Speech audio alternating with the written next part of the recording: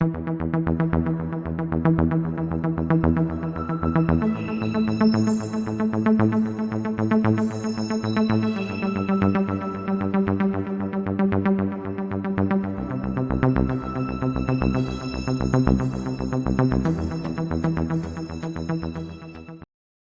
is going on, YouTube Nation? This is Dark Dividend. If you guys are new to my YouTube channel, make sure you subscribe and hit the notification bell so you don't miss future videos.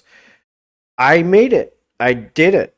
And that was one of my goals, was to get to 400 shares of this stock. I went big on them today. It's a very cheap dividend stock. It's a financial sector stock. I'm going to do a quick review with these guys. As you know, this is not financial advice for entertainment purposes only. Disclaimer in the description, and I will have a disclaimer at the end of this video. But I am so glad that I got to 400 shares. I'm going to reveal to you how much dividend income estimated. Of course, there's no guarantees when it comes to dividend stocks. It depends on the board of directors, revenue, everything. I'll go over why I like these guys and why I went big in them. And they're cheap. They're just about less than $10 right now. And I feel very confident in buying them. It could blow up in my face, but these guys have a very good reputation of hiking their dividend. They are a big regional bank and financial company. I'll explain to you why I like bigger. And I always said bigger is better. And I totally agree when it comes to certain stocks. So let's check this stock out right now. And that dividend stock, cheap dividend stock, is KeyCorp. It just hit 902. It's even less than when I got it today. And when the pandemic pretty much hit, it was 919. Now it's 904. So it's way down there. And 902 right now, which is a huge drop in the past 5 years. You know, at one point it was pretty much in line with the S&P and trying to compete with them. Then they took a huge dip. They started to rebound a little bit. And then boom, they took a big dip. So this is one, again, I had a goal to get to 400 shares by the end of the year.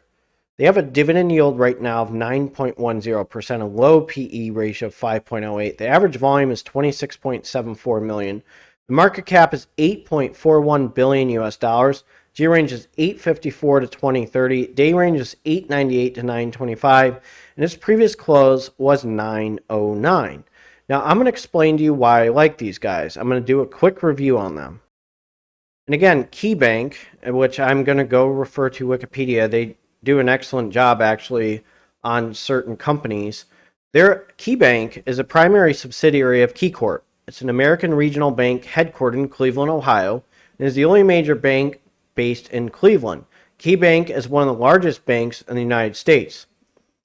KeyBank maintains over 1,000 branches and over 40,000 ATMs, which are in over 15 states.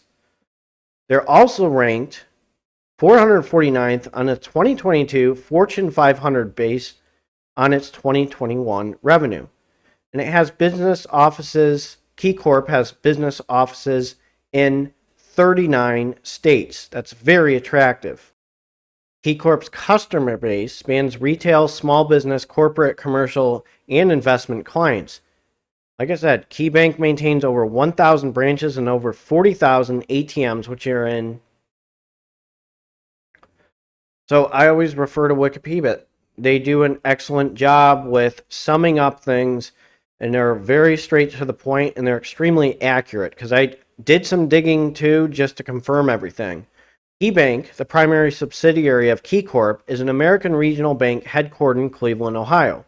It is the only major bank based in Cleveland. KeyBank is one of the largest banks in the United States. Bigger is better. Key's customer base spans retail, small businesses, corporate, commercial, and investment clients. KeyBank maintains over 1,000 branches and over 40,000 ATMs, which are in over 15 states: Alaska, Colorado, Connecticut, Delaware, Florida, Idaho, Illinois, Indiana, Iowa, Maine, Maryland, Massachusetts, Michigan, Minnesota, New Jersey, New York, Ohio, Oregon, Pennsylvania, Rhode Island, Texas, Utah, Vermont, Virginia, Washington, D.C., and Washington.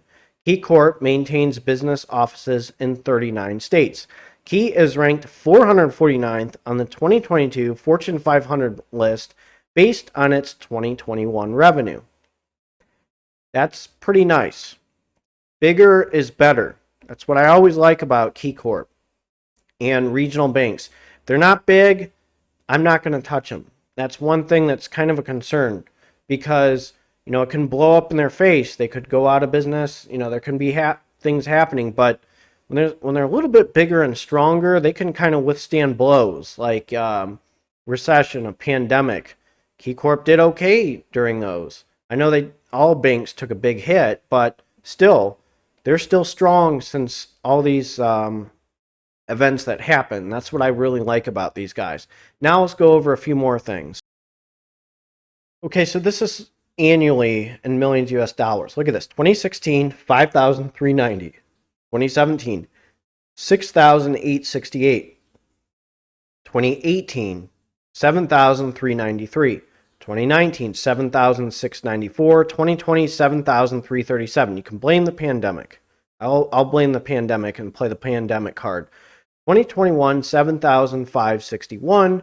2022, 8,130. That's a huge increase in revenue from 2016 to 2022. Now let's go over their dividend history.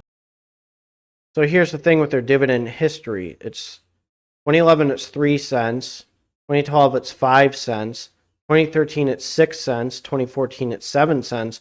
2015, it's 8 cents. 2016, it's 9 cents. 2017, it's 10 cents. 2017, it's 11 cents. 2018, it's 12 cents to 17 cents. And then to 19 cents. And 21, 20 cents. And then 21 cents in 2022 and 2023. But accuracy, I'm not sure how accurate this is because I'm going to go over something. Payout ratio is 43%. Number of dividend increases in the last 5 years is 5. Dividend growth in 5 years is 5.94%. So if you bought one share, you made 82 cents with a 9.02 dividend yield. So I'm going to go over the recent announcement. And I'll confirm that on E-Trade as well to see if they updated the dividend. So right here, I know sometimes they round. So a cash dividend of 0.205 per share of the corporation's outstanding common shares. Dividend is payable on June 15, 2023 to holders of record of such common shares as of the close business on May 30th, 2023. Now I'm going to show you on E-Trade how many shares I have. I'll see if E-Trade updated this with the dividend distribution. All right, so here's my estimated income on E-Trade right now.